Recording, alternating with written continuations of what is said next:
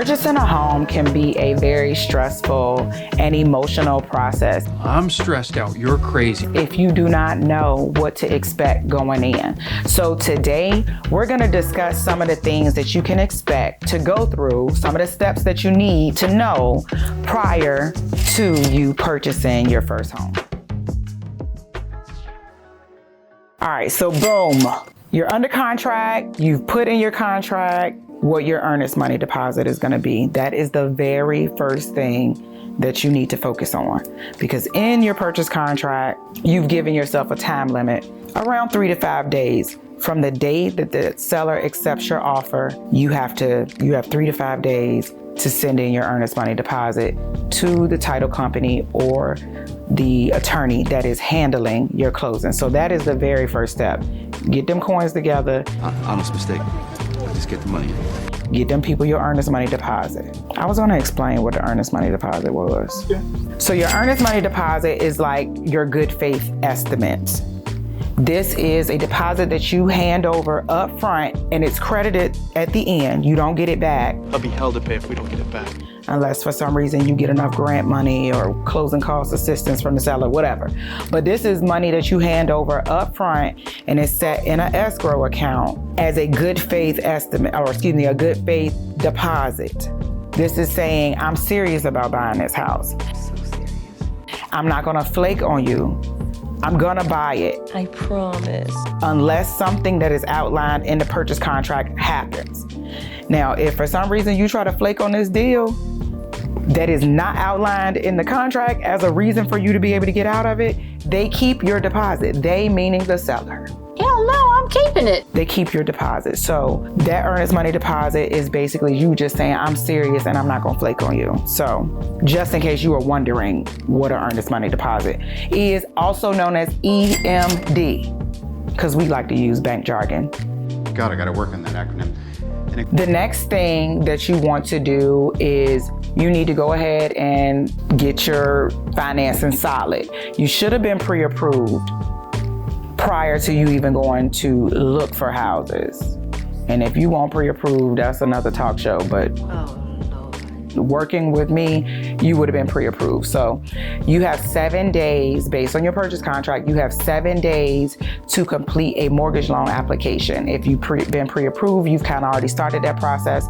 So during that 7 days, we're just making sure that your lender gets your purchase contract and they start everything rolling on their end. So that's your very next step, is making sure you start working with your lender on the financing piece.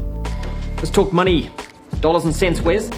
After that, in your contract, you should have also stated that you want to do a home inspection. I recommend a home inspection to be done on any house, whether it is a new construction or a home that you are purchasing as a resale. So meaning that you're purchasing someone else's home, you should definitely get a home inspection.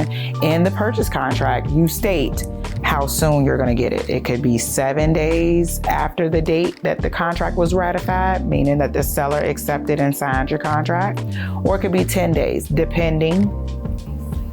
I usually do about 7 days. If you are doing a quick close, I may do 5.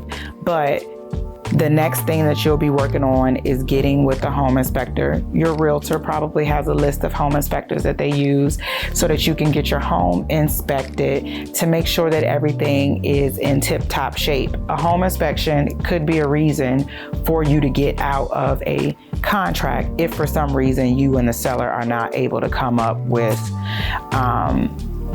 a final solution to anything that may show up in the home inspection. But so that's your next thing. You want to make sure that you are getting your home inspection paid for and that you're getting it scheduled. Call surgery, get it scheduled. The next thing is your appraisal. This is something that your lender is going to take care of, but in your purchase contract, you will notice that the appraisal has to be ordered within 15 days of the home going under contract. That again is something that your lender will handle. They will order your appraisal. The appraisal is for them. They need that to make sure that your home is valuable, and they have to make sure that what you're paying for it is actually valued at that price or more. You want to make sure you pay for that. They're not going to order it until you pay for it. So we've already discussed some things that require money up front. We've discussed the earnest money deposit, we've discussed a home inspection, and we've discussed an appraisal. All three of those things are required up front.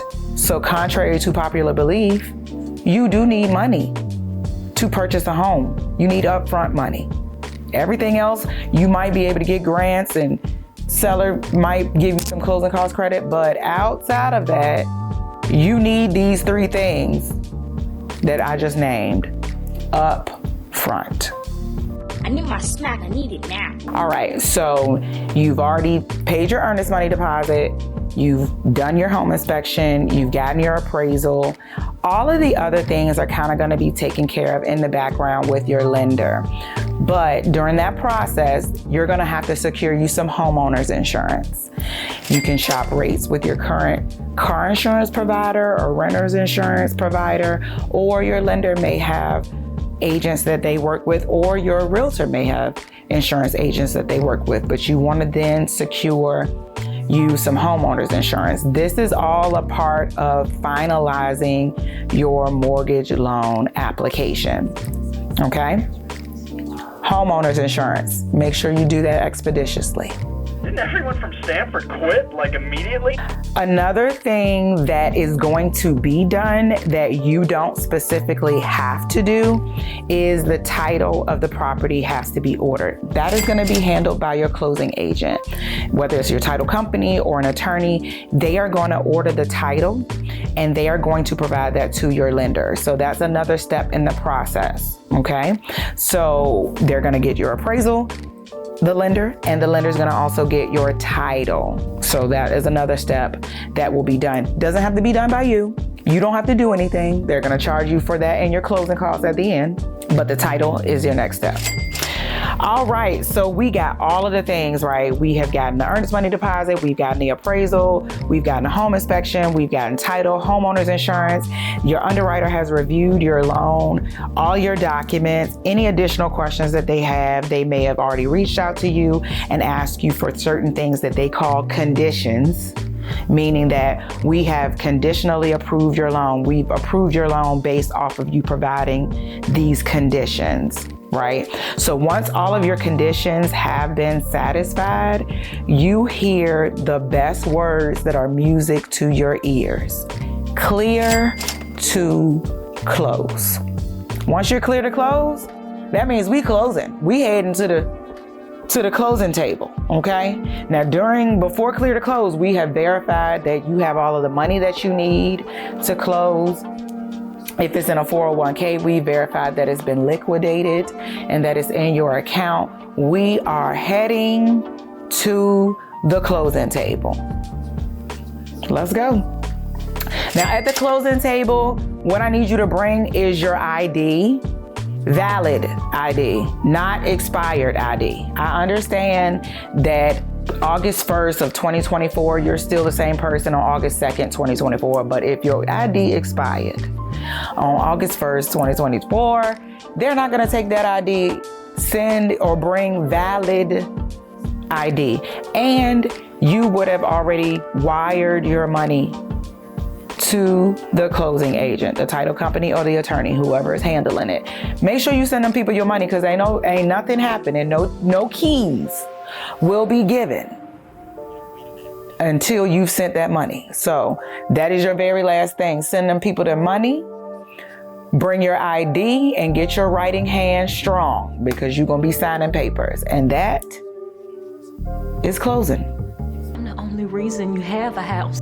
Now that you know the steps that you will be going through in order to purchase a home, it should make it a little bit easier for you. You kind of know what to expect.